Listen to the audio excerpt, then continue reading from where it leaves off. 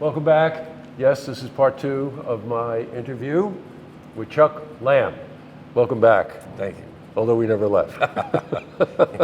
We're just warming up, right? Right. I was looking at the list of musicians that you performed with, and I made just a quick thing. We spent a lot of time in part 1. Please catch it on our website about Dave Brubeck. And of course, now you play with Dave's sons, Chris and Dan, right? Correct. And as part of the Brubeck Brothers Quartet. And Chuck was saying in part 1 that they've been together for longer than 15 years, which I know what you mean by that. The chemistry just has to be so incredible. You know, you finish each other's thoughts, forget sentences, Right. you're finishing each other's thoughts. Right. And that just inspires the hell out of you every single time. You know, I did notice though, Bella Fleck, you know, he's another one like Chris, I'm going to mispronounce his last name, who does Live From Here, Chris Toole, or the mandolinist. Yeah, it's either Toole or Thiele or something like that. You know, Bella Fleck takes the banjo, and what happens? It's crazy, right? Yeah. What was it like playing with him? Oh, it was great. Yeah. You know, we did some gigs, but a really great. I guess there's a lot of moments in a musician's life where you can like, it's like, oh man, this is auspicious. So. We were doing it was in Boulder, Colorado. It's a thing called ETown. I don't know if you've heard of ETown. It's like a Prairie Home Companion, that kind of thing. Sure. And so we got there early. Bela and his group, the Flecktones, were there. Right. And everything had wrapped up early, so it was about 2 o'clock. Everybody went out to lunch except for Bela and I and Victor Wooten. And the lights were kind of really low on stage, just the three of us, nobody else around. I was at the piano, Bela, for about 45 minutes. We just played. We didn't stop. And the improv, like it really was very deep, moment of connection. He stuns me. I've seen him. Stunning. Both those guys cannot believe. Yes, dude, it's true. Exactly what you're saying. Boy, to have a moment like that. And he has his thirst for knowledge is like he can't. He's like. Show me something, Oh, is that right? Yeah, all the time, man. Oh, no Show kidding. me something, man. Yeah. I know that. Show me something else. Nothing like a little pressure there, perhaps. You play with Larry Coryell. Oh, he's one of my favorites. Peter Frampton. Stuck out there. What the heck did you do with him? Well, it was a jam thing. Was it? It was in Kansas City. And then one that I just have to mention, Ginger Baker. Yeah. Because anybody that might be in our era would just think to yourself, what do you do with Ginger Baker while he solos for 20 minutes? Yeah, right. You know what I mean? Right. So what was that? That was I had a jazz club that I ran in Vail, Colorado. Oh, I didn't know about that. From 1990 to 98, 6 nights a week, and I worked there. I worked there 6 nights a week for 8-9 years. Wow. But I'd book all the music, kind of what I'm doing, just bringing in guests like at Cafe Lena. Right. But I heard Ginger moved to Denver, so I thought, well, we'll see what he's up to. So I got his number, gave him a call, and he agreed, in his own special way. But I mean, the funniest thing about Ginger's gig, there's several of them, but one of them is, it's a small club, smaller than Cafe Lena, just a very, very small stage. Usually you could fit a trio on there, okay. And I told Ginger to meet me alleyway. I'll meet you there at 2 in the afternoon. I come up, walk to the alleyway. The alleyway is full of drum cases. That say Cream on them. And I'm going, oh man. It was just a little jazz, piano-based drums gig, man. And he showed up, and I go into the club, the whole stage, double bass drum, tom-toms, and we're just playing, like, yeah.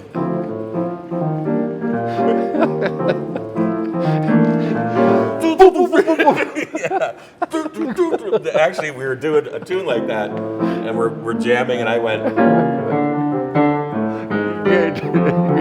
and he was like, and then all of a sudden he realized what I was doing, and he got really bugged, because he's trying not to have any, but you could see in his face, oh, cool, we're doing that, and then, son of a bitch, and I was like, that's fantastic. So now you find yourself in Saratoga. You made reference to something I want to cycle back on. It's every second Tuesday, correct, of the month. You have to make it to Cafe Lena. to see Chuck puts together Jazz at Lena, right? Is Yeah. that what you call it? Yeah. That's what I thought. You're involved. Rhea gets involved in that too, yeah. right? Sure. Yeah.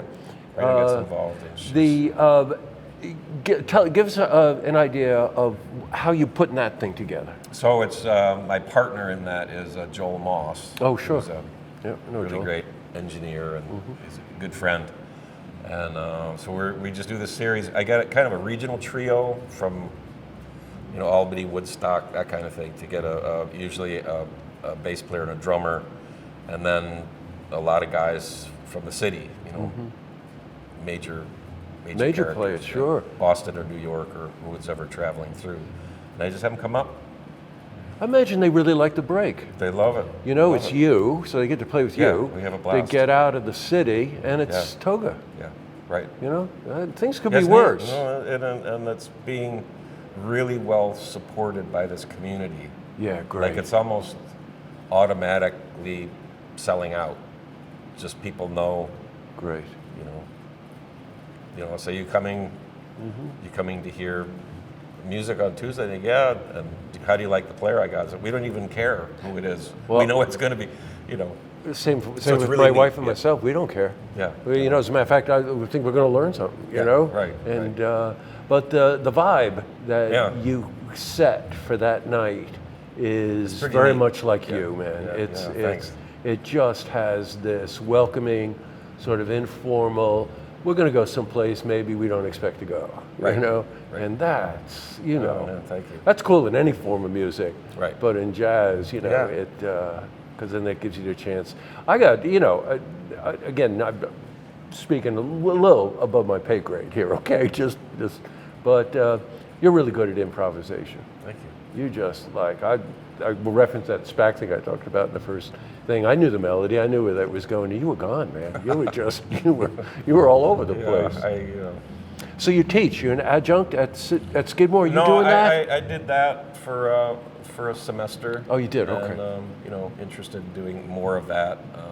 I do a lot of private teaching. And, Well, Teddy Foster, I think, is Teddy's one of your students. Yeah. Teddy is the executive director, recently crowned at Universal Preservation Hall, and Amazing. well deserved too, Amazing. by the way. It's amazing what she did here. Isn't it? It's unreal. I had coffee with her once Yeah. when she left a piano lesson with you. Oh, okay. She didn't touch the ground. Yeah. She walked Yeah. in, she flew in. And I said, Yeah. whoa, She's whoa. doing I said, really well. you seem really lit. She said, Yeah. oh, you don't believe what just happened. I just had a piano lesson with Chuck Yeah, Lamb. yeah. I was She's like, great. holy mackerel. But I've never, the transformation of this place, what Yeah. she did to it, is just absolutely stunning. Definitely have to check it out. I'm going to try to go back. Here's the quote that I referred to from Dave Brubeck, and you knew I was going to do this. I got it. paid him a lot of money for this. Oh, you did? And he Yeah. paid us a lot to tell you the quote, right? Chuck Lamb is an extremely creative, harmonically interesting, rhythmically exciting pianist and one of the best improvisationalists I've heard. That's not coming That's not from bad. That's not bad. somebody else. That's coming from Dave Brubeck himself. Yeah. So what's on the horizon for you? What do you like? What do you want to do? Well, right now, it's back to the Brubeck thing. There's a lot of stuff going on, but the Brubeck thing, it's Dave's centennial of 100 wow. years of. That's hard to of his believe. So we're doing, starting. We've already started, but next April, it's insane. We're just playing all over. Is it a world tour? You going No, around the world? we're actually this one we're just doing in the States, but it's. Will there be a stop near here? You coming Yeah, near we're here? playing the Saratoga Jazz Festival, Oh, great. doing that one, and I think that's it locally. But a lot of the major festivals, we're doing New Orleans, the Jazz right. Fest there, and all kind of neat stuff like that. Yeah, I bet. It's Rhea and I want to get married, but there's no time.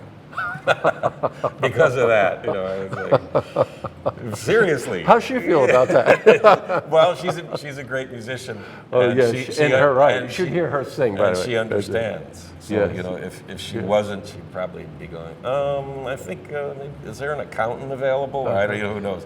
But Well, the two of you, anybody that knows you, anybody that just watches the two of you, even in public, the two of you are great together. You really are. Crazy about her. And That's- we're that's working on wonderful. her new record right now. Great. And she's, you know, it's a treat living with her, being with her. You just wake up and watch her composing, her process. It's just, that's amazing, you know. So I'm really excited about her record. You have to, Chuck has a number of albums out. He's a really brilliant composer. North by Northeast is the one. I have a list of the albums. Please, just Chuck Lamb. Just Google it, and you can go to the website, and you can see a lot. And if you go to Spotify, you can get a lot of stuff there too. Right. Whoa. What Cool, a great, man. yeah, very cool. And I'm so glad we got a chance to catch up. Too. Now, you're going to take us out, okay? I don't care what you play. I don't care what you do. don't? Okay. Just don't do cream, okay? That's all I say. Right. Whoops, I knocked off my, was that okay? All right. I'm just going to make something up, all right?